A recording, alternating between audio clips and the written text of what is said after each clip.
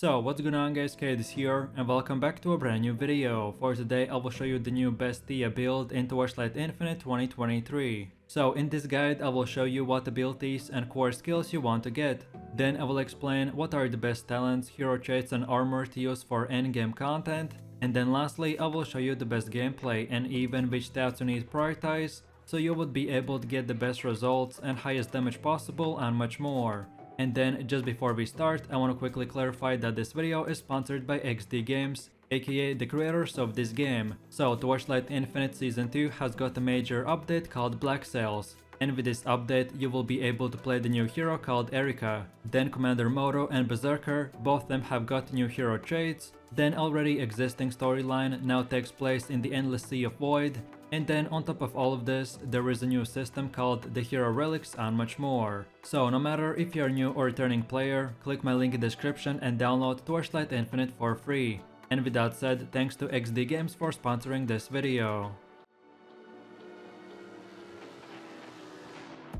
So then moving over to the first part where I will explain the Thea gameplay and what you can expect from this build. So the Oracle Thea is a class that revolves around different buffs, aka blessings. Her hero trait gives her a blessing every 2 seconds, in the order of focus, then agility and then tenacity, and then the cycle repeats. For every blessing that you consume you will get plus 8% damage buff that can stack up to 200%. Then on top of this, you can get more bonuses like plus 15% skill area, then plus 7% additional cooldown recovery and much more. So if you're looking for the highest DPS Thea build that is mainly meant to quickly one-shot endgame bosses, then this is the one for you. So then with all this said, now let's move over to the build, and for our main 5 skills we want to use the Leap Attack, Mana Boil, Force Start, Bloodthirst and Biting Cold. So then for the first ability we have the Leap Attack, and we want to slot in the Critical Strike rating increase, Quick Mobility, Bloodthirsty Slaughter and Hardened. Then the second skill is called the Mana Boil, and we slot in the Bloodbath, Mass Effect and Mania. Then the third skill is called Force Start, and we slot in the cooldown reduction and All In. Then for the next skill we have the Bloodthirst, and we want to slot in the Mania, cooldown reduction and Bloodbath. And then lastly for the last main ability we have the Biting Cold, and we slot in the Extended Duration, Abysmal Hatred and Terrain of Malice. And then lastly for the extra 3 we have the Elemental Amplification, and we select the Precise Frigid Domain, Precise Magical Source and Restrain. Then for the second one we have the Cast on Critical Strike, and we select the Ring of Ice, Spell Concentration, Freeze Chance and Overload. And then for the last one we have the Dead Pact, and we want to select the Seal Conversion, Fixate, Precise Energy Fortress and Precise Elemental Resistance. So then let's move over to the next part, which is our gear setup. And for the helmet we want to go with the Elder Sage shape, and we want to get the high energy shield, cooldown recovery and any type of resistance that we can. Then for our chest armor we want to pick the Elder Sage Regalia, and we want to get the maximum energy shield, aura effect percentage and any type of resistance. Then for the next one we have the Decree of Clear Sky, and we want to get the plus 5% damage for each focus blessing stack, and then another plus 2% damage per stack for any blessing. Then for the fourth armor we have the All Magic Grip, and we want to get high max energy shield and any type of resistance. Then for the next one we have the Infinity Belt, and we want to get the plus 1 maximum focus blessing stack and plus max life. Then for the next one we have the Long Night Sorcerer's Boots, and we want to get the high max energy shield, plus 35% movement speed and plus 24% to cooldown recovery speed. Then for one of the last ones we have the 2 same types of rings, which is called the End of Confusion, and we want to get the high max life, plus 30 to all stats and plus 9% critical strike damage per each stack.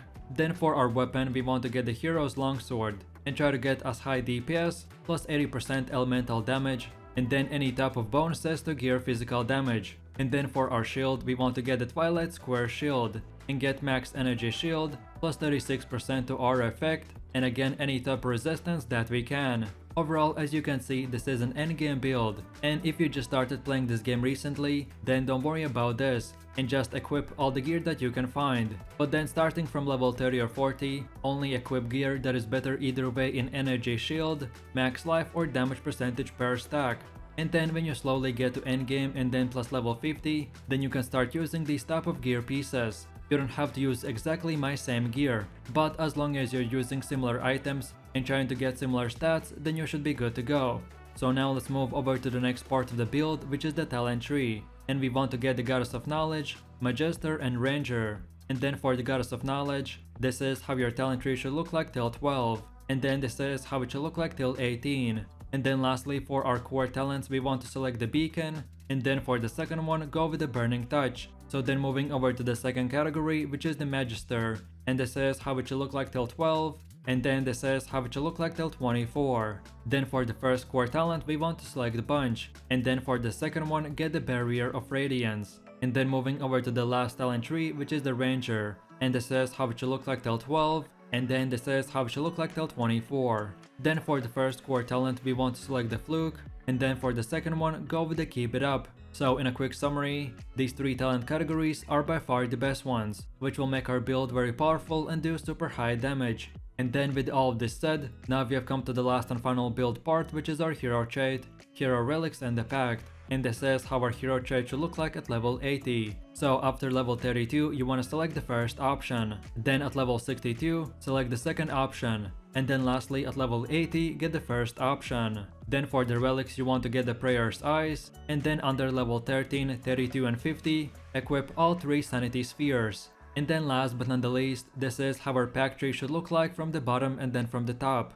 As this mechanic is more in depth, so I will soon make a dedicated video on this topic. But for now, just try to allocate as many pact points as you can.